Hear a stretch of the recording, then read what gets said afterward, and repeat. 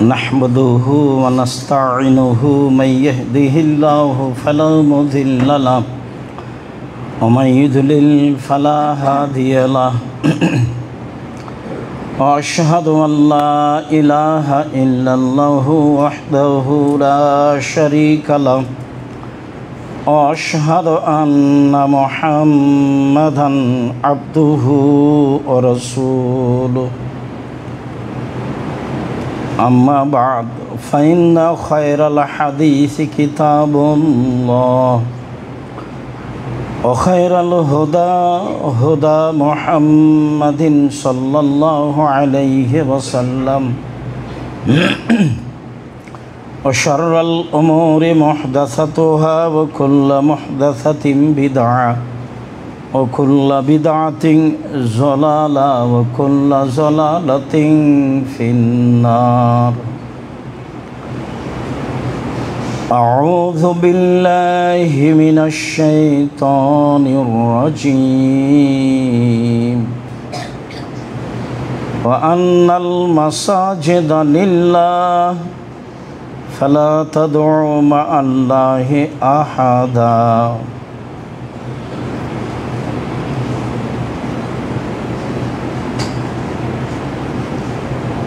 नबी सईद अल-खुदरी रज़ियल्लाहु ताला अन्हु क़ाल क़ाल रसूलुल्लाह सल्लल्लाहु अलैहि वसल्लम अल अर्दु कुल्लुहा मस्जिद इल्लल मक़बरा वल हम्माम रवाहु अबू दाऊद बिसनदिन सही। अन अबी हुरैरह रज़ियल्लाहु ताला अन्हु क़ाल क़ाल रसूलुल्लाह सल्लल्लाहु अलैहि वसल्लम सल्लु फ़ी मराबिजिल गनम वला तुसल्लु फ़ी आतानिल एबल रवाहु अबू दाऊद और नसाई व तिरमिज़ी व इब्न माजा बेसनादिन सही। सम्मानित दीनी मुस्लिम भाई बोन, प्रशंसा আল্লাহর জন্য, শান্তি অবতীর্ণ হোক আল্লাহর রাসূলের উপর সাল্লাল্লাহু আলাইহি ওয়াসাল্লাম। আমরা অবগত আছি আমাদের ধারাবাহিক বিষয়ের কথা, অর্থাৎ মসজিদে যাওয়া, মসজিদে সালাত আদায় করা, মসজিদে প্রবেশের সময় দোয়া পড়া, অন্যান্য ফজিলত। আমরা আশা করছি মসজিদের আলোচনা আজকের জুমায় শেষ হবে বলে আশা করি ইনশাআল্লাহ।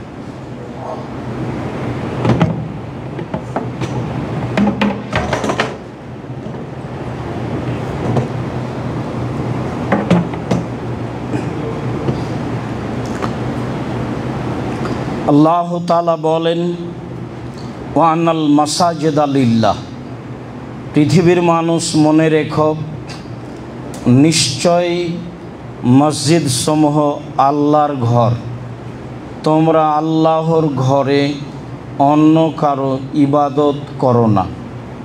মানুষ মানুষের ইবাদত করে, এটা আজকে নতুন নয়, আগে থেকেই করে আসছে।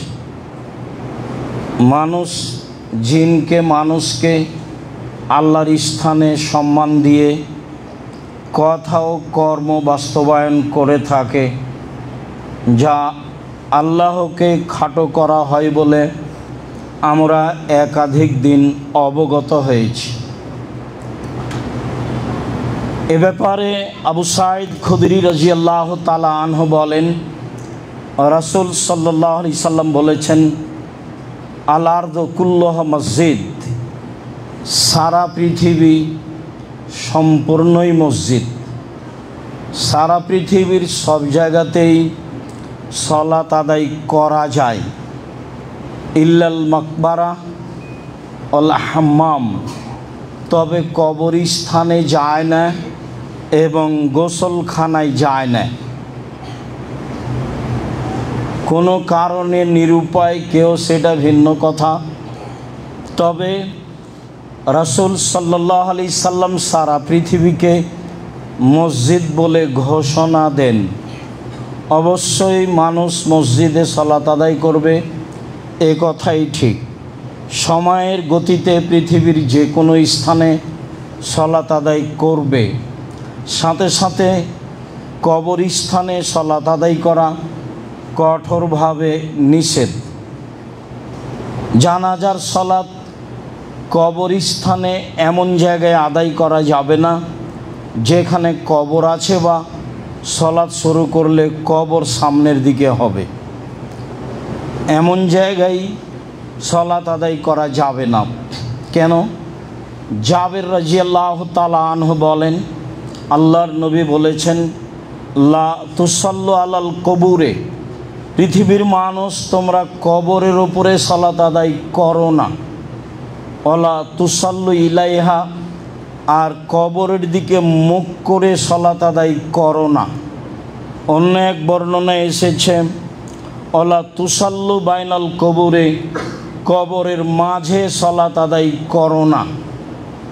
যেসব মসজিদের ভিতরে কবর আছে সেসব মসজিদে সালাত আদায় করা হারাম, নাজায়েজ, সেসব মসজিদে সালাত আদায় করা যাবে না, যাবে না, এটাই চূড়ান্ত। যেসব জায়গায় সালাত আদায় করলে সামনের দিকে কবর আছে প্রমাণ হয়, সেসব মসজিদেও সালাত আদায় করা যাবে না। যেসব মসজিদে পাশে কবর রয়েছে সেসব জায়গাতেও সালাত আদায় করা যাবে না। তবে কবর যদি নিজস্ব জমিতে হয় আর মসজিদ যদি অক্ষ হয়, তাহলে মসজিদ ও কবরের মাঝে একটু অতিরিক্ত প্রাচীর থাকতে হবে, যেটা মসজিদের দেওয়াল থেকে ভিন্ন, যেটা কবরের ঘেরা থেকে ভিন্ন। অতিরিক্ত একটি প্রাচীর দিয়ে কবর থেকে মসজিদকে ভিন্ন করে নিতে হবে। আশা যে বিষয়টি আমাদের কাছে দিনের মতো স্পষ্ট হয়েছে।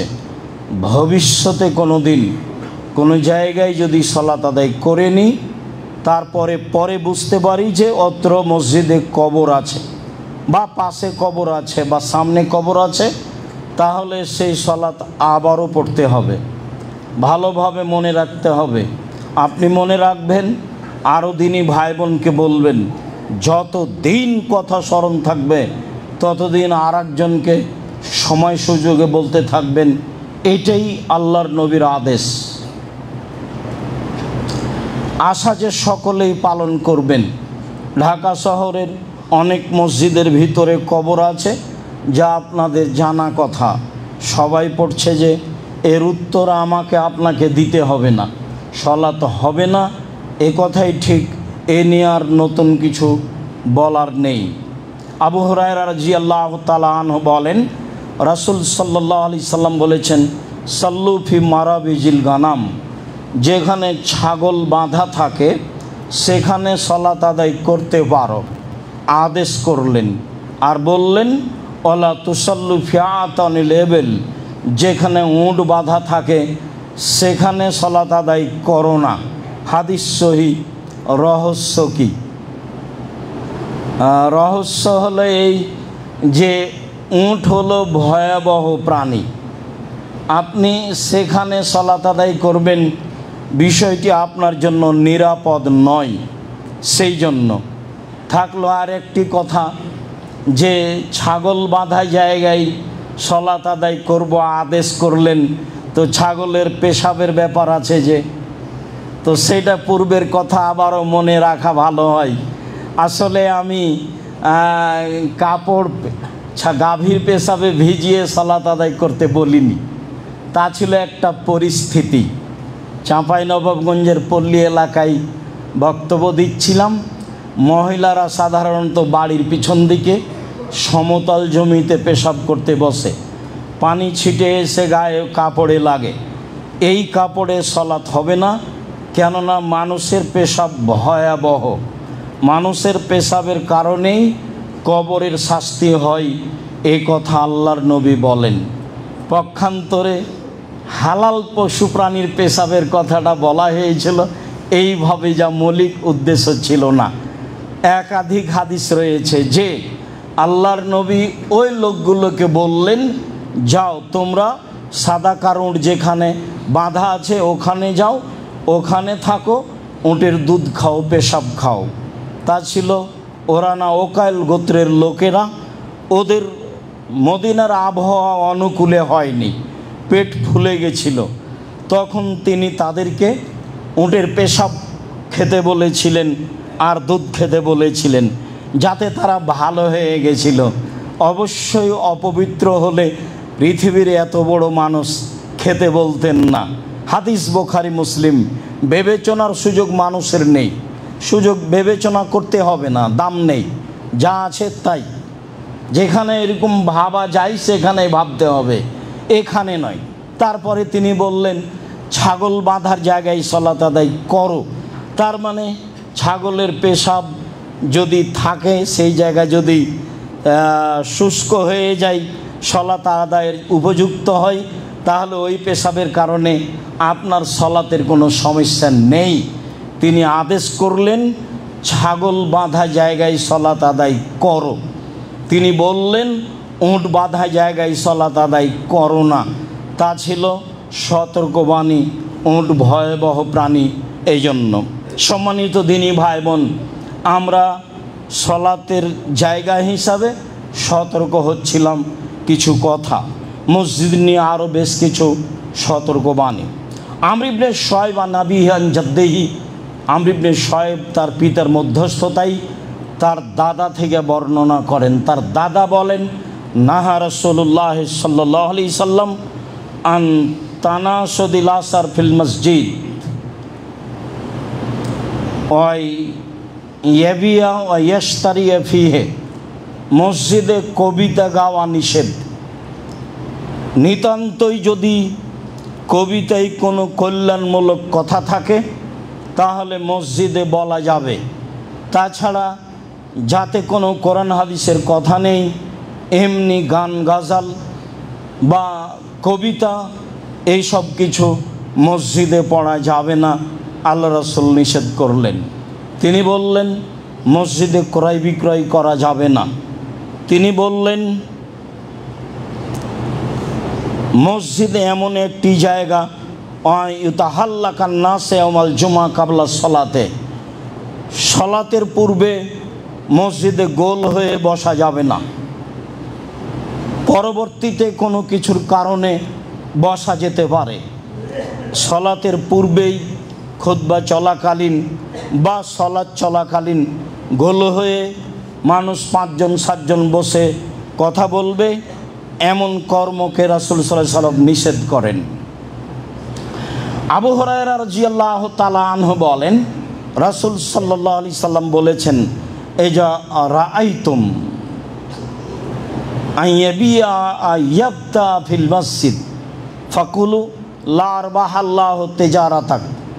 তোমরা যদি কাউকে দেখতে পাও মসজিদে কোনো জিনিস কিনছে বা বিক্রি করছে, ক্রয় বিক্রয় করছে, তাহলে তোমরা উত্তর দিবা, আল্লাহ যেন তোমাদের ব্যবসায় বরকত দান না করেন। এটা আপনাকে বলতে হবে, এটা আদেশ, যেন তোমার এই ব্যবসায় আল্লাহ বরকত না দেয়। তিনি বললেন তারপরে, ওয়া ইন রাআইতুম আয়ানসুদা যাল্লাতা ফাকুলু লা রাদ্দাহাল্লাহু আলাইকা। তোমরা যদি শুনতে পাও মসজিদে হারানো জিনিস খুঁজছে, তাহলে বলবা, আল্লাহ তার এই হারানো জিনিস তুমি তাকে ফেরত দিবা না। এটা রাসূলের আদেশ। বুখারী মুসলিমে এসেছে, লাম তুবনা লিহাজা, হারানো জিনিস বিজ্ঞপ্তি দিতে হবে, প্রচার করতে হবে, এই জন্য মসজিদ নির্মাণ করা হয়নি। যা আমরা বুখারী মুসলিমের হাদিসে আগেই আংশিকভাবে অবগত ছিলাম। তাতে আমরা এ কথা অবগত হয়েছিলাম যে মসজিদে মরা মানুষের সংবাদ প্রচার করা যাবে না, মসজিদের মাইকিং করা যাবে না। কেন? সেটা হলো জাহেলি প্রথা। মরা মানুষের মরার সংবাদ দিতে হবে, হাদিস বুখারী মুসলিম। আবার মরা মানুষের মরা সংবাদ প্রচার করা নিষেধ, এটাও বুখারী মুসলিম। তাহলে সমাধা কি? যেটা জাহেলিয়াতের যুগের সাথে মিল খাবে। চিৎকার করে বলা হয় অমুক নিবাসী তার নিজ বাসভবনে রাত 3টার সময় ইন্তেকাল করিয়েছে, মারহুমের জানাজা বিকাল 2টায় অনুষ্ঠিত হবে, সবাই আপনারা জানাজায় যোগদান করে অশেষ সবের ভাগীদারি হন। মরহুমের জানাজা, ও কি ক্ষমা পেয়েছে? মরহুম একটা শব্দ, এটা বলাও শিরক। আবার কেউ বলছে মরহুম মাগফুর, কেউ জানে না। আন্ধা কো আন্ধা পড়াতা হয়, যে বলে সেও অন্ধ, যে শুনে সেও অন্ধ, দুইজনই সমান। যে মারা গেছে তাকে মাগফুর মারহুম বলা যাবে না, এতটুক বলা যাবে আল্লাহ তাকে ক্ষমা করো, গাফার আল্লাহ লাহু, আল্লাহ তুমি তাকে ক্ষমা করো, রাহেমাহুল্লাহ, আল্লাহ তুমি তার প্রতি দয়া করো, এমন কথা বলা যায়। মাইকিং করে প্রচার করা চিরদিনের জন্য নিষিদ্ধ, এটা হারাম, এটা কুসংস্কার, জাহেলিয়াতের যুগের নীতি। সারা দুনিয়ার মানুষ যদি তার মরার মাইকিং করে তবুও তা বৈধ হবে না, তো অবশ্যই হারাম, তো অবশ্যই নিষিদ্ধ। বলছিলাম হাকিম ইবনে হিজাম রাদিয়াল্লাহু তাআলা আনহু বলেন, রাসূল সাল্লাল্লাহু আলাইহি ওয়াসাল্লাম বলেছেন, লা ইস্তাকাদু ফিল মসজিদে, মসজিদে কেসাস নেওয়া যাবে না, নিষেধ। কেসাস ভালোভাবেই বুঝি, আমি আপনার ছেলেকে, আপনার ভাইকে, আপনাকে হত্যা করেছি, আপনি আমাকে হত্যা করে নেবেন, এর নাম কেসাস। এটা আল্লাহ বলেছেন কেসাস নিতে হবে। কেউ মাফ করে দেয় সেটা ভিন্ন কথা। বারবার একটা কথা ধাক্কা খাচ্ছে এই পর্যন্ত বলতেই, ইতিমধ্যে কয়েকবার মাথায় ধাক্কা খেলো। বলে রাখি সম্মানিত দিনী ভাই বোন, দুনিয়াতে 3টা পাপ আছে যাতে মানুষকে হত্যা করতে হয়, তবে 2টা পাপে বাঁচার পথ আছে, একটা পাপে বাঁচার পথ নেই। 3টা পাপের কারণে মানুষকে হত্যা করতে হয়। 1, কেসাস, আপনি যদি আমাকে হত্যা করেন, আমার বাপ মা ছেলে মেয়ে আপনাকে হত্যা করে নেবে, এ কথাই ঠিক। তবে আমার বাপ মা যদি মাফ করে দেয়, ঠিক আছে, ঠিক আছে, আপনাকে কেসাসের জন্য ফাঁসির মঞ্চে নিয়ে আসা হয়েছে, ফাঁস গলায় দেওয়া হয়েছে, আমাদের পক্ষ থেকে বলা হচ্ছে মাফ করলাম, মাফ করলাম, মাফ করলাম, তাহলে ফাঁসির মঞ্চ থেকে নামিয়ে নিতে হবে, ফাঁসি হবে না, মাফ হয়ে গেছে। 2, কেউ যদি মোরতাদ হয়ে যায়, বলে আমি ইসলাম ধর্ম ত্যাগ করলাম, বলে গাভীর দুধ হারাম, বলে মদ হালাল, এইরকম যদি বলে তাহলে তাকে হত্যা করতে হবে। তারও বাঁচার পথ আছে, তাকেও ফাঁসির মঞ্চে নিয়ে যাওয়া হয়েছে। ও বলছে আমি তওবা করলাম, আমার ভুল হয়েছে, গাভীর দুধ হালাল, মদ হারাম। স্বীকৃতি দিলে তাকে ফাঁসির মঞ্চ থেকে নামিয়ে দিতে হবে, তার ফাঁসি হবে না। বিবাহ করার পরে যদি কেউ জেনা করে তাহলেও তাকে হত্যা করতে হবে, তাকে বাঁচানোর পৃথিবীতে কোনো পথঘাট নেই। যেটা এখন স্বাভাবিক পাপ, যেটা ঘরে ঘরে হচ্ছে, যেটা কোনো বড় জটিল ব্যাপার নয়, এত বড় জটিল ব্যাপার, তাকে বাঁচানোর পৃথিবীতে কোনো পথই নেই। তাকে যদি বাঁচাতে হয় তাহলে মুহাম্মদ সাল্লাল্লাহু আলাইহি সাল্লামকে আবার দুনিয়াতে আসতে হবে, এসে বলতে হবে পৃথিবীর মানুষ, আমি মুহাম্মদ ঘোষণা দিচ্ছি, বিবাহ করার পরে যদি কেউ জেনায় লিপ্ত হয় তাহলে তাকে হত্যা করতে হবে না। যেহেতু তিনি আর কিয়ামত পর্যন্ত কোনোদিন আসবেন না, কাজে ঘোষণাও কোনোদিন আর হবে না, কাজে বিবাহ করার পরে জেনায় লিপ্ত হলে তাকে রক্ষা করার পৃথিবীতে কোনো পথ ঘাট বের হবে না। এটাই শরীয়ত। সম্মানিত দিনী ভাই বোন, তারপর রাসূল সাল্লাল্লাহু আলাইহি ওয়াসাল্লাম বলেন ওয়াইন শাদাল্লাহ শার ফিহে, মসজিদে কবিতা গাওয়া নিষেধ। তারপরে তিনি বললেন অন্তুকামাল হুদুদ ফিহে, মসজিদে শাস্তি, নির্ধারিত শাস্তি লাগানো নিষেধ। নির্ধারিত শাস্তি কি? চুরি করেছে হাত কেটে দিতে হবে, এটা নির্ধারিত শাস্তি। অপবাদ লাগিয়েছে 80 লাঠি পিটাতে হবে, এটা নির্ধারিত শাস্তি। অবিবাহিত অবস্থায় জেনা করেছে, 100 লাঠি পিটাতে হবে, এটা নির্ধারিত শাস্তি। যেগুলো শরীয়তে নির্ধারিত শাস্তি রয়েছে সেগুলো মসজিদে বাস্তবায়ন করা যাবে না। তাহলে বেশ কিছু নিষিদ্ধ মসজিদে তা ধারাবাহিকভাবে অবগত হচ্ছিলাম, যদিও মসজিদ অনেক কিছুর জায়গা, এরপরেও এসব কিছু মসজিদে করা যাবে না বলে রাসূল সাল্লাল্লাহু আলাইহি সাল্লাম বলেন, যা ধারাবাহিকভাবে আপনার সামনে পেশ করছিলাম সতর্কবাণীতে। তারপরে চলেন আমরা আবার পরিষ্কার পরিচ্ছন্নতায় ফিরে যাই। আয়েশা রাদিয়াল্লাহু তাআলা আনহা বলেন, রাসূল সাল্লাল্লাহু আলাইহি ওয়াসাল্লাম বলেছেন, আদেশ করেছেন, বেনাইল মসজিদ ফিদ্দুর, পাড়ায় পাড়ায় মসজিদ তৈরি করো এবং তাকে পরিষ্কার পরিচ্ছন্ন রাখো। পরিষ্কার পরিচ্ছন্নের বিষয়টি অতীব জরুরি। সাহেব ইবনে খাল্লাদ বলেন, হুয়া রাজুলুন মিন আসহাবি রাসূলিল্লাহ সাল্লাল্লাহু আলাইহি সাল্লাম, সাহেব ইবনে খাল্লাদ একজন সাহাবী। কালা ইন্না রাজুলান আম্মান নাসা, তিনি একটা লোককে দেখলেন জনগণের এমামতি করছে। ফাবাসাকা ফিল কিবলা, সে এমামতি করাকালীন সামনের দিকে থুথু ফেলে দিল। এই অবস্থা আল্লাহর নবী দেখলেন।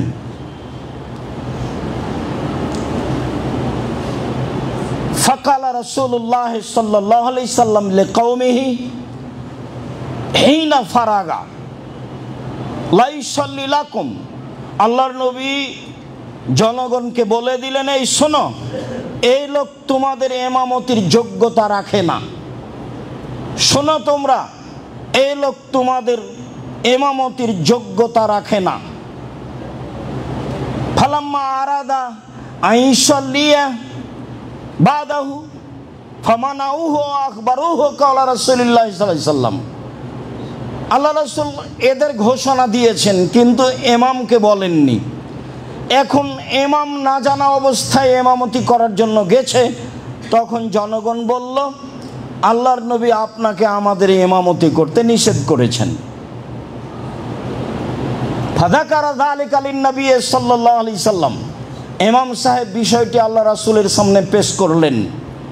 তাতে আল্লাহ রাসূল বললেন, নাম, হ্যাঁ, আমি তোমার ইমামতি নিষেধ করেছি। বর্ণনাকারী বলছেন, আমি মনে করছি আন্নাহু কালা ইন্নাকা আযাইতাল্লাহ রাসূলাহু, আরে তুমি কি ইমামতি করবা? তুমি আল্লাহকে কষ্ট দিয়েছো, তুমি তার রাসূলকে কষ্ট দিয়েছো, সামনের দিকে থুথু ফেলো মানে? আল্লাহর নবী এই পর্যন্ত বলেছেন তাকে, আরে তুমি কি ইমামতি করবা? তুমি সামনের দিকে থুথু ফেলে আল্লাহকে কষ্ট দিয়েছো, আল্লাহর রাসূলকে কষ্ট দিয়েছো। এরকম কাজ আল্লাহকে কষ্ট দেওয়া যায়? এ কথা আল্লাহর নবী বলছেন। জি, মানুষ যদি যুগকে গালি দেয় তাহলে আল্লাহকে কষ্ট দেওয়া হয়। যদি মানুষ আর একজনকে আল্লাহর জায়গায় বসিয়ে দেয় তাহলে আল্লাহকে কষ্ট দেওয়া হয়। এই কথা আল্লাহ রাসূল বলেছেন, ইয়াসুব্বুনি ইবনু আদম ও ইয়াসুব্বুদ দাহারা, ইবনু আদম, আদমের ছেলে মেয়ে আমাকে কষ্ট দেয়, ওরা যুগকে গালি দেয়। ওয়ানা দাহারো, আমি নিজেই হচ্ছে যুগ। উকাল্লেবুল লাইলা ওয়ান নাহারা, আমার আদেশে যুগ চলে। কেন তারা বলবে যুগ খারাপ? বলতে পারে যুগের লোকেরা খারাপ। তারা কেন বলবে যুগ জামানা খারাপ? এ কথা কেন বলবে? যুগ জামানা তো আমি নিজেই, আমার আদেশে যুগ জামানা চলে। যুগ জামানা খারাপ মানে আমি খারাপ, আমার আদেশ খারাপ। বলতে হবে যুগ জামানায় বসবাস করে যারা তারাই খারাপ। এই কথা রাসূল সাল্লাল্লাহু আলাইহি সাল্লাম বললেন। আনাস রাদিয়াল্লাহু তাআলা আনহু বলেন, রাসূলুল্লাহ সাল্লাল্লাহু আলাইহি সাল্লাম নকাতা ফিল মসজিদ ফাশাক্কা যালিকা আলাইহি, একদা আল্লাহর নবী মসজিদে দেখলেন শিকান বা ময়লা পড়ে আছে, এটা তার কাছে খুব ভারী মনে হলো। ফাশাক্কা আলাইহি, এটা তিনি খুব ভারী মনে করলেন। সুম্মা কামা, তারপরে তিনি দাঁড়ালেন। ফাহাক্কাহু বিয়াদিহি, নিজ হাতে ময়লা পরিষ্কার করলেন। আল্লাহ নবী নিজেও মসজিদ পরিষ্কার করেছেন। নিজ হাতে মসজিদ পরিষ্কার করলেন।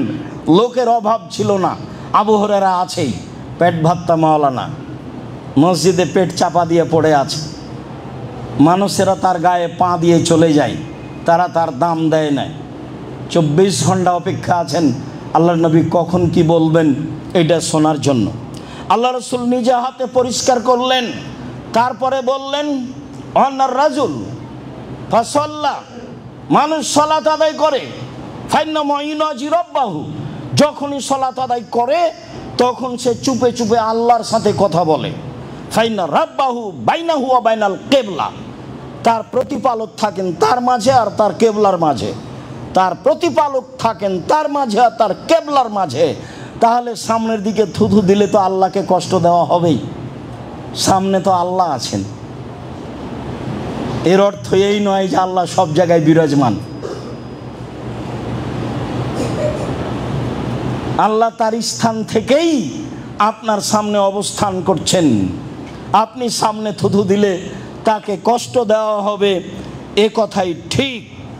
তিনি বললেন ফালাইয়াবযুকান্না আহাদুকুম কিবলাতা কিবলাতিহি কিবলা কিবলাতিহি, অবশ্যই তোমাদের কোনো ব্যক্তি যেন সামনের দিকে থুথু না ফেলে। ফালিয়াবযুকান ইয়াসারিহি, প্রয়োজন হলে বামে ফেলবে। আও তাহাতা কাদামিহি, প্রয়োজন হলে পায়ের নিচে ফেলবে। সুম্মা আখাজা রিদাহু তারাফা রিদাইহি, তারপর তিনি তার চাদরের এক পাশ ধরলেন। ফাবাসাকা ফিহে, তার গায়ের চাদরের এক অংশ ধরে সে অংশে থুথু দিলেন। সুম্মা রাদ্দা বাজুহালা বাজিন, তারপর একটা আরেকটার সাথে জড়িয়ে এইভাবে হাত দিয়ে ডলে দিলেন। একটা আরেকটার সাথে জড়িয়ে এইভাবে হাত দিয়ে ডলে দিলেন। তিনি বললেন ওয়াফাল হাকাদা, অন্যথায় এমনটা করবে। তাহলে বাম দিকে তো এখন থুথু ফেলা যায় না, মসজিদ তো যা হওয়ার তাই। পায়ের নিচেও থুথু ফেলা যায় না, মসজিদ তো যা হওয়ার তাই। তাহলে এখন কি করতে হবে? রাসূলের শেষ কর্ম যেটা, সেটাই কিয়ামত পর্যন্ত বলবৎ থাকবে। আপনার পকেটে টিস্যু থাকবে, হাতে টিস্যু থাকবে, রুমাল থাকবে। রাসূল সাল্লাল্লাহু আলাইহি সাল্লাম দেখালেন যে রুমালে থুথু দিয়ে দিলেন, দিয়ে এটা হাত দিয়ে ডলে দিলেন। আপাতত রুমালটাকে এভাবে ডলে দিয়ে অথবা টিস্যুটাকে ডলে দিয়ে নিজের জায়গা মতো রাখবেন, এই কথা আল্লাহ রাসূল বললেন এবং নিজে দেখালেন। কিয়ামত পর্যন্ত মসজিদ পরিষ্কার রাখতে হবে, তার একটা সুন্দর নিয়ম দিলেন মুহাম্মদ সাল্লাল্লাহু আলাইহি সাল্লাম। উমামা বাহেলি রাদিয়াল্লাহু তাআলা আনহু বলেন, রাসূল সাল্লাল্লাহু আলাইহি সাল্লাম বলেছেন, ওরে জাত আলাইয়া আমালা উম্মতি হাসানুহা সাইয়্যুহা, আমার উম্মতের সব পাপ সব নেকি আমার সামনে পেশ করা হলো। সবচেয়ে যেটা ভালো নেকি সেটা রাস্তা থেকে কষ্টদায়ক জিনিস সরিয়ে দেওয়ার নেকি। রাস্তাঘাট বন্ধ করা চিরদিনের জন্য নিষিদ্ধ, হরতাল কিয়ামত পর্যন্ত হারাম। রাস্তাঘাট বন্ধ, কোনো এমপি মন্ত্রীর জন্য রাস্তাঘাট বন্ধ রাখা কিয়ামত পর্যন্ত নিষেধ। খুব ভালোভাবে মনে রাখবেন, একাধিক হাদিস, দুই একটা নয়। আর যেখানে রাস্তার গন্ডগোল হবে সেটাও হবে ডবল, এটাও তার আদেশ। রাস্তার গন্ডগোল হলেই তা ডবল হবে। তাহলে সেই কালে মরুভূমির মানুষ, আরে সবই রাস্তা, সারা পৃথিবী বিরান পড়ে আছে আজও। যান 1500 বছর পরে গিয়ে দেখেন সারা পৃথিবী ফাঁকা, গোটা দেশ ফাঁকা, ঘন্টার ঘন্টা গাড়ি চলে, কোনো বাড়ি ঘর নেই। রাস্তার সমস্যা তো আমাদের দেশে, ঘনবস্তি। মনে হচ্ছে যে তিনি আমাদের দেশে, আমাদের বাড়ি, আমাদের এলাকা দেখেছেন, দেখে এরকম আদেশ করছেন, ভাবে মনে হচ্ছে। সম্মানিত দিনী ভাই বোন, তিনি বললেন আমার কাছে সবচেয়ে যেটা খারাপ পাপ পেশ করা হলো সেটা হলো মসজিদে ময়লা পড়ে আছে, তা পরিষ্কার করা হলো না। এই পাপ আমার কাছে সবচেয়ে খারাপ। পরিষ্কারের বিষয়টি খুব ভালোভাবে যারা আপনারা মসজিদের তদারকি করেন, দেখাশোনা করেন, সভাপতি হিসাবে, মুতাওয়াল্লি হিসাবে, সেক্রেটারি হিসাবে, মসজিদে ঢোকার সাথেই আপনি বারান্দা থেকে দেখা শুরু করবেন মসজিদের অবস্থা কী। ঝকঝকে হয়ে আছে কিনা, পরিষ্কার ঠিক আছে কিনা, মাদুর ঠিক মতো আছে কিনা, সব কিছু সাজানো গোছানো কিনা, সব আপনাকে তদন্ত করতে হবে। এর নাম দায়িত্বশীল। সম্মানিত দিনী ভাই বোন, মসজিদে ঢুকলে দুয়ার কয়েকটি পদ্ধতি। ওসাইদ রাদিয়াল্লাহু তাআলা আনহু বলেন, আল্লাহ নবী বলেছেন, এজা দাখালা আহাদুকুমুল মসজিদা ফালিয়াকুল আল্লাহুম্মা আফতাহ লি আবওয়াবা রাহমাতিক। এটা তিনি আদেশ করলেন, কেউ যদি মসজিদে ঢোকে তাহলে সে যেন বলে আল্লাহুম্মা আফতাহ লি আবওয়াবা রাহমাতিক, তোমার রহমতের দরজা আমার জন্য খুলে দাও। ওই যা খারাজা মিনহু, আর যখন বের হবে ফালিয়াকুল, সে জন্য বলে, আল্লাহ নবী আদেশ করলেন, আল্লাহুম্মা ইন্নী আসআলুকা মিন ফাজলিক, আমি তোমার অনুগ্রহ চাচ্ছি। ব্যবসা বাণিজ্য দোকান খুলছি, টাকা পয়সা বেশি করে দাও, দোকানে লস হয় না যেন। সালাতে এসেছিলাম, দরজা রহমতের খুলতে বলেছি, আর এখন যাচ্ছি বলছি ফাজল দিয়ে দাও, দোকান খোলার সাথে সাথে যেন মানুষজন আসে, বিক্রি হয় যেন বেশি। মনে একটু ভাববেন, ও তো ফাজল, ও তো এইভাবে বুঝেননি, কোনো দিন খেয়াল করেননি। মানে এখন তো চলে যাচ্ছি, ফাজল যাচ্ছি। ফাজল কি? ব্যবসা বাণিজ্য, টাকা পয়সা, জমি জায়গা, গরু ছাগল, আহাল পরিবার, যার নাম সম্পদ তার নাম ফাজল। মসজিদ থেকে বের হয়েছে, এখন সে ফাজল অনুগ্রহ করব, খুঁজবো, তল্লাশি চালাবো কোথায় আছে তার ফাজল অনুগ্রহ। বহুবার বলেছি বসে থেকে খাবেন না, ছেলের উপার্জন খাবেন, এটা যেন মাথায় না আসে। যতদিন কাজ করে খেতে পারবেন ততদিন কাজ করে খাবেন, এ কথাই ঠিক। নিজ হাতে উপার্জন করে খেতে শিখুন, সবচেয়ে উত্তম খাদ্য। দাউদ আলাইহিস সালাম নিজ হাতে উপার্জন করে খেতেন, আল্লাহ রাসূল তার অনেক প্রশংসা করেছেন। বলছিলাম, আব্দুল্লাহ ইবনে আমর ইবনে আস রাদিয়াল্লাহু তাআলা আনহু বলেন, কানান নবী সাল্লাল্লাহু আলাইহি সাল্লাম এজা দাখালা ইয়াকুলু, আল্লাহর নবী মসজিদে ঢুকলে বলতেন, এবার তার নিজ কর্ম, তিনি বলতেন, আউযু বিল্লাহিল আযীম ওয়া বিওয়াজহিহিল কারীম ওয়া সুলতানিহিল কাদীম মিনাশ শাইতানির রাজীম। মহান আল্লাহর কাছে আশ্রয় চাচ্ছি, মহান আল্লাহর সম্মানিত মুখের মাধ্যমে আশ্রয় চাচ্ছি, ক্ষমতাধর সত্তার রাজত্বের মাধ্যমে আশ্রয় চাচ্ছি বিতাড়িত শয়তান হতে। এইটুকু বললেই শয়তান তখন বলে, ফাকাত বারিয়া মিন্নি সায়রাল ইয়াউমে, ও বেঁচে গেছে আমার থেকে সারা দিনের জন্য, ও বেঁচে গেছে আমার থেকে সারা দিনের জন্য, সারা দিন আমি তার ক্ষতি করতে পারবো না। আল্লাহর নবী ঢুকলে এই কথা বলতেন। আগেরটা হলো আদেশ, আল্লাহ রাসূল আদেশ করেন, এবার তিনি নিজে বলছেন, আউযু বিল্লাহিল আযীম ওয়া বিওয়াজহিহিল কারীম ওয়া সুলতানিহিল কাদীম মিনাশ শাইতানির রাজীম। দুয়ার বইটা পড়বেন, দিন রাত বলছি, যাওয়ার সময় বইগুলো নিয়ে যাবেন। আপনি আসল সদস্য, আপনি জামিয়া সালাফের 1 নম্বর সদস্য। আপনার সাথে আমার কত আন্তরিকতা তা আপনাকে আমি বুঝাতে পারি না। মানুষের কোটি কোটি টাকা, টাকার যত দাম আছে, আপনার 10 টাকার আমার কাছে তার চেয়ে অনেক বেশি দাম আছে। দেশের সবচেয়ে বৃহৎ প্রতিষ্ঠান চলে আপনার 10 টাকার মাধ্যমে, অবাক হতে হয়। যার কারণে মাঝে মধ্যে শুকরিয়া আদায় করে সিজদা করি। মাসে 40 লাখ টাকা লাগে জামিয়া সালাফে বেতন। যখন তখন আরবি মেহমান অবস্থান করেন। এই যে কালকে গেলেন 3 জন আরবি মেহমান, লক্ষ লক্ষ টাকা তাদের পিছনে খরচ আছে। মদিনার খুব বড় বড় বিদ্বান কয়েকজন, তার মধ্যে একজন আসছেন 12 তারিখে, অনেক পয়সা খরচের ব্যাপার আছে। জামিয়া সালাফে এইগুলোকে ভারী মনে করে না। আল্লাহর বিশেষ রহমত, 519 জন ইয়াতীম অসহায় মানুষ আছে। যার কারণে আমি মনে করি আপনার 10 টাকার আমার কাছে অনেক দাম আছে। জামিয়া সালাফিয়া সরকারি অনুদানে চলে না, জামিয়া সালাফিয়া বিদেশি সহযোগিতায় চলে না, জামিয়া সালাফিয়া কোনো বিত্তশালী দিয়ে চলে না। এদেশের একটা ভিন্ন ধরনের প্রতিষ্ঠান, যেখানে প্রায় 5000-এর অধিক ছেলে মেয়ে পড়াশোনা করে, যেখানে 300 জনের অধিক শিক্ষক শিক্ষিকা আছে, যেটা আপনার আমার 10 টাকা দিয়ে চলে। সম্মানিত দিনী ভাই বোন, যার কারণে আপনি আসবেন 200 টাকা, 500 টাকা, 100 টাকা, 2000 টাকা হাতে করে, যাওয়ার সময় একটা ইতিসাম পত্রিকা নেবেন, একটা দুয়ার বই নেবেন, একটা কিছু বই নিয়ে আর একজনকে দিবেন। আপনার 2 টাকাই আমার কাছে 2 কোটি টাকার স্থানে আছে। আপনাকে আমি বোঝাতে অক্ষম, হয়তো বা যার কারণে আপনি না বুঝেই চলে যান, এমনটা হতে পারে যেটা আমি চাইনি। ফাতেমা রাদিয়াল্লাহু তাআলা আনহা বলেন, দাখালান নবী সাল্লাল্লাহু আলাইহি সাল্লাম ও সাল্লাল্লাহু নবী সাল্লামা, আল্লাহর নবী মসজিদে ঢুকে দুরূদ পড়তেন, এই কথা ফাতেমা রাদিয়াল্লাহু তাআলা আনহা বলেন। তারপরে তিনি বলতেন, রব্বিক ফিরলি জুনুবি, হে আমার প্রতিপালক আমাকে ক্ষমা করো, ওয়াফতাহালি আবওয়াবা রাহমাতিক, তোমার রহমতের দরজা আমার জন্য খুলে দাও। বের হওয়ার সময় তিনি এটাই বলতেন, তবে বের হওয়ার সময়তে শেষ শব্দটা হলো ফাজলিক, এখন যাচ্ছি তুমি আমার ফাজল অনুগ্রহ দিয়ে দাও।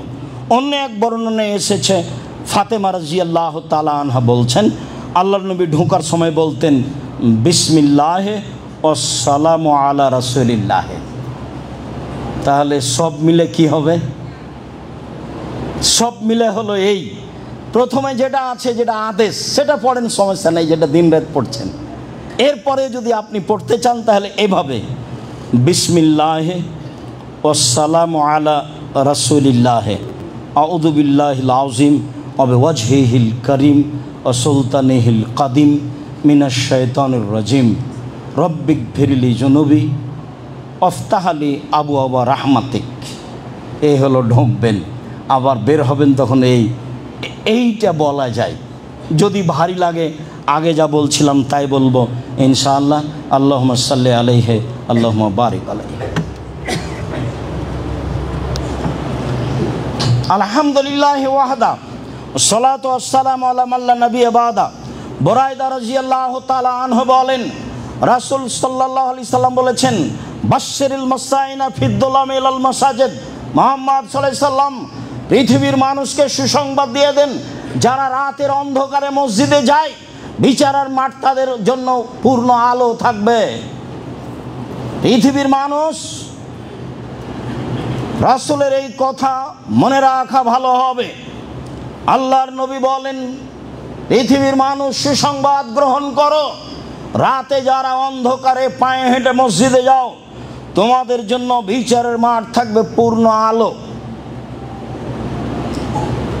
আবু হুরায়রা রাদিয়াল্লাহু তাআলা আনহু বলেন, আমি রাসূল সাল্লাল্লাহু আলাইহি সাল্লামকে বলতে শুনেছি, এজা যা মসজিদে হাজা, কেউ যদি আমার এই মসজিদে নববীতে আসে, লা ইয়াতিহি ইল্লা লিখাইরিন, আসে কল্যাণের জন্য, ইউআল্লিমুহু আও ইয়াতাআল্লামুহু, কিছু কথা শিখে না হয় শিখায়, কিছু কথা শিখে কোরআন হাদিস না হয় শিখে, হুয়া বেমানজিলাতিল মুজাহিদ ফি সাবিলিল্লাহ, আল্লাহর পথে জিহাদ করলে যে নেকি হয়, মসজিদে এসে একটি হাদিস একটি আয়াত শিখলে বা শিখালে সে নেকি হয়। এই কথা মুহাম্মদ সাল্লাল্লাহু আলাইহি ওয়াসাল্লাম বলেন। ওমান জালে গায়রিহি, কেউ যদি এছাড়া অন্য কোনো উদ্দেশ্যে আসে, ফাহুয়া বিমানজিলাতির রাজুলে ইয়ানজুরু ইলা গায়রি মাতাইহি, সে যেন ওই মানুষের মতো যে অন্য মানুষের ব্যাগ বক্তার দিকে খালি তাকায়, যে লোকটার ব্যাগটা কত বড়,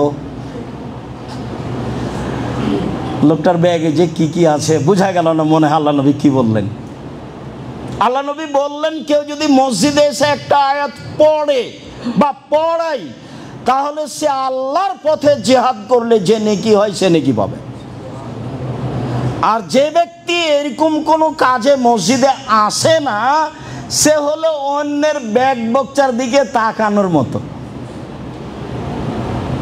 একটা মানুষের ব্যাগের দিকে আমি তাকালাম, লাগেজের দিকে তাকালাম, তারপর কি হবে আমার?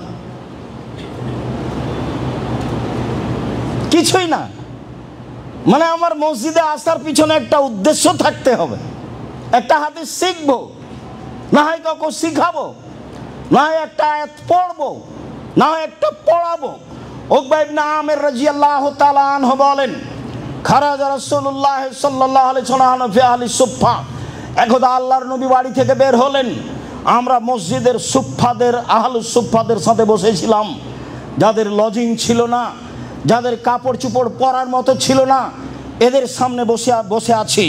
আল্লাহ রাসূল বললেন, এসেই আইয়ুহব্বা আহাদুকুম আইয়াকদুআ ইলা বাথানা বিল আকিক ফায়াতি বিনাকাতাইনে কাওমাইনে বেগাইরে ইসমিন আল্লাহ কাতি রাহিমিন।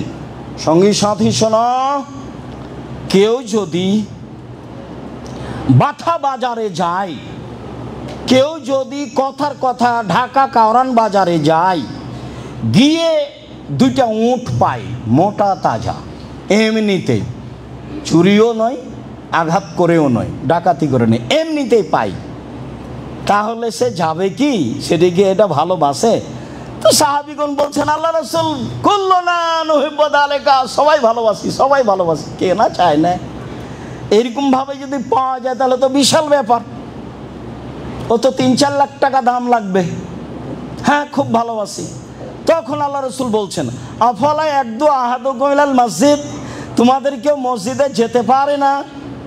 ফায়াকরাউ আয়াতাইনে, মসজিদে গিয়ে দুটা আয়াত পড়বে, খায়রান মিন নাকাতাইনে, দুইটি আয়াত, দুইটা দামি লাল উটের চেয়ে বেশি, 3 আয়াত 3টা লাল দামি উটের চেয়ে বেশি, 4 আয়াত 4টা লাল দামি উটের চেয়ে বেশি, যত আয়াত পড়বে তত উটের চেয়ে বেশি। হাদিস বুখারী মুসলিম। কি বিচার করবেন?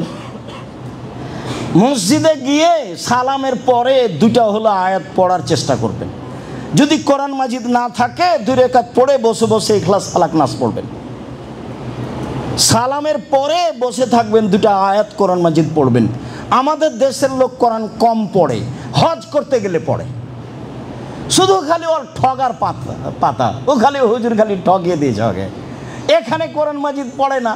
তো কাবা ঘরে গিয়ে হজ করতে গিয়ে কোরআন মাজিদ পড়ে, তো কোরআন মাজিদ পড়লে অক্ষর প্রতি 10 নেকি হবে, কাবা ঘরে হেলান দিয়েও পড়লে হবে, জঙ্গলে পড়লেও হবে, 10-10ই থাকবে। তফ করলে হবে, সালাত আদায় 2 রাকাত করলে হবে, বলে কে? সবাই তো বেদাতি, প্রায় সবাই প্রায় মুশরিক, কে কাকে বলবে?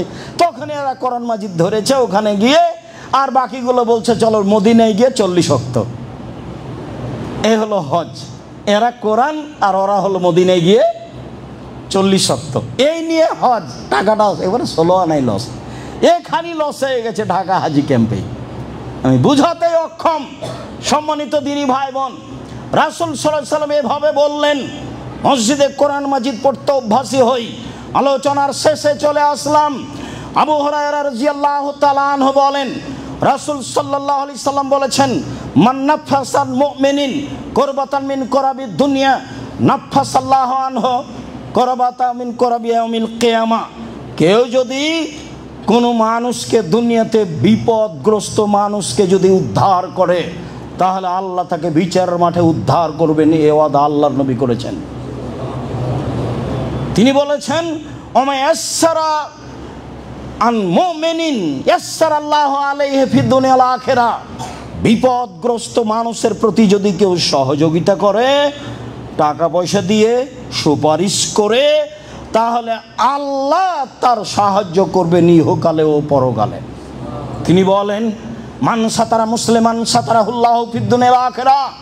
কেউ যদি মুসলমান পুরুষ নারীর দোষকে ঢেকে রাখে, তাহলে আল্লাহ বিচারের মাঠে এবং ইহকালে তার সব দোষ ঢেকে রাখবেন, কাউকে বলবেন না, কাউকে জানতে দিবেন না। তাই তো আমি বলি, ওই সাংবাদিক আসলেই বলি যে আপনার রুজির কোনো পথ নাই দুনিয়াতে, এই পথ আপনি বাছাই করেছেন। সাংবাদিক সাহেব, আপনার রুজির আর দুনিয়াতে আল্লাহ পথ দেয়নি। আপনার কাজই তো হচ্ছে মানুষের দোষ ত্রুটি উদ্ঘাটন করার লেখা। কেমনে রুজি হালাল হতে পারে? কাজটাই হারাম। সঠিক তথ্য হলেও যেই তথ্য মানুষের মান সম্মানের ব্যাপার, সেই তথ্য প্রকাশ করা কঠিনভাবে নিষেধ। রাসূল সাল্লাল্লাহু আলাইহি ওয়াসাল্লাম এটাই বলেছেন। তিনি বলেছেন, আল্লাহু ফিনাল বিমাকান আলাবদু ফিনা কিহে। অতক্ষণ পর্যন্ত আল্লাহ মানুষের সাহায্যে থাকে যতক্ষণ পর্যন্ত মানুষ মানুষের সাহায্যে থাকে। মানুষের উপকারে থাকবেন, কোনো সময় ক্ষতিতে থাকবেন না। যা করেছে করেছে, সব মাপ। যা বলেছে বলেছে, সব মাপ। জীবনে প্রতিশোধ নেবেন না। বহুদিন বলেছি, প্রতিশোধের পাতা ছিঁড়ে দিবেন। যতদিন পর্যন্ত আপনি মানুষের সাহায্যে থাকবেন ততদিন পর্যন্ত আল্লাহ আপনার সাহায্যে থাকবে। এই কথা মুহাম্মদ সাল্লাল্লাহু আলাইহি ওয়াসাল্লাম বলেন। তিনি বলেন, ওমান সালাকা তারিকান ইয়াতলুবু ফিহি ইলমান সাহালাল্লাহু বিহি তারিকান ইলাল জান্নাহ। কেউ যদি বিদ্যা অর্জনের জন্য বের হয়ে যায় তাহলে সে জান্নাতে যাবেই। তিনি বলেন, ওমাজতামা কওমুন ফি বাইতিন মিন বুয়ুতিল্লাহ ইয়াতলুনা কিতাবাল্লাহি ইয়াতাদারাসুনাহু বাইনাহুম ইল্লা নাযারাত আলাইহিমুস সাকিনাহ। কেউ যদি মসজিদে বসে বসে কোরআন তেলাওয়াত করে, মসজিদে বসে বসে তাফসির নিয়ে আলোচনা করে, কোরআন তেলাওয়াত করে, ফাজাইলে আমল নয়, বুখারীর দার্স হতে হবে, সঠিক কোরআনের তাফসির হতে হবে। মিথ্যা কথা জাতির সামনে পেশ করবেন, জবাব দিতে হবে। পৃথিবীর মানুষ শুনে রেখো, কেউ যদি আমার একটা কথা জানে সে যেন অন্যকে বলে। পৃথিবীর মানুষ শুনে রেখো, বনি ইসরায়েলের কাহিনী বলে কোনো দোষ নেই। পৃথিবীর মানুষ শোনো, কেউ যদি কোনো কথা আমার নামে বলে সেই কথা যদি আমার না হয় তাহলে তার থাকার জায়গায় জাহান্নাম। জুব্বা যত বড় হোক, আলখাল্লা যত বড় হোক, পাগড়ি যত বড় হোক, হুজুর যেটা বলেছেন সেই মুখের কথা যদি রাসূলের না হয় তাহলে তাকে জাহান্নাম যেতে হবে। এটাই চূড়ান্ত হাদিস, বুখারী মুসলিম। সম্মানিত দিনী ভাই বোন, মসজিদে বসে কোরআন তেলাওয়াত হবে, আলোচনা হবে, বুখারীর দার্স হবে, তাহলে এই জায়গাটুকুকে ফেরেশতা ঘিরে নেবেন, আল্লাহ এইটুকু দয়া রহমত দিয়ে ঘিরে নেবেন। আর যারা পড়বে তাদের ব্যাপারে গৌরব করবেন জিবরাইল, মেকাইল সবার সাথে। দেখো, এদেরকে সৃষ্টি করতে নিষেধ করেছিলে, দেখো না কেমন তারা দার্স তাদরিসের কাজ করে, আমার চর্চা করে, আমাকে চিনা জানার হিসাব করে। এদের তুমি নিষেধ করেছিলে সৃষ্টি করতে। এরপরে বলছেন শেষ বাক্য, মান বাত্তাবিহি আমালুহু লাম ইসরাবিহি নাসাবুহু। যদি কারো কর্ম কাউকে পিছা হটিয়ে দেয় তার বংশ মর্যাদা তাকে আগে বাড়াতে পারবে না। চৌধুরী নাম দিয়ে আপনি বিচারের মাঠে লাভ করতে পারবেন না, প্রধান দিয়ে আপনি বিচারের মাঠে লাভ করতে পারবেন না। ভাবি বাপ অনেক বড় মানুষ, সেই জন্য আপনার কোনো কাজে আসবে এই কথা নয়। আল্লাহ রসুল বলছেন, কাউকে যদি কারো কর্ম যদি কাউকে পিছে হটিয়ে দেয় বংশ মর্যাদা তাকে আগে বাড়াতে পারবে না, এই কথাই ঠিক। সম্মানিত দিনী ভাই বোন, মসজিদে কোরআন তেলাওয়াত করব, মসজিদে দিনী আলোচনা করব, মসজিদে রাসূলের সঠিক কথাগুলি বলার চেষ্টা করব। এটা আমাদের চেষ্টা করতে হবে, নিজ পাড়ায় চেষ্টা করতে হবে, ব্যবস্থা করতে হবে, যারা দায়িত্বশীল তাদেরকে করতে হবে। সম্মানিত দিনী ভাই বোন, আজকে মসজিদের আলোচনা এই পর্যন্ত শেষ করে আমি শেষে আপনাকে আবারও বলছি, আপনি অবশ্যই জামিয়া সালাফের কথাটা মনে রাখবেন। আপনি 500 টাকা, 200 টাকা, 5 টাকা, 1 টাকা হলেও কোটাটায় দিয়ে যাবেন। আপনিই হচ্ছেন আসল ব্যক্তি জামিয়া সালাফিয়ার। কাজে কোনো সময় আপনি নিরাশা হবেন না, মনটা খারাপ করবেন না, মনটা সংকুচিত করবেন না, কম হোক আর বেশি হোক। সাথে সাথে রাসূলের এই বলা কথাগুলি নিজের জীবনে বাস্তবায়ন করার চেষ্টা করবেন। আল্লাহ আমাদের যারা মারা গেছে তুমি তাদের কবরের শাস্তি মাফ করো। আমরা যারা অসুস্থ তুমি তাদের আরোগ্য দান করো। আমরা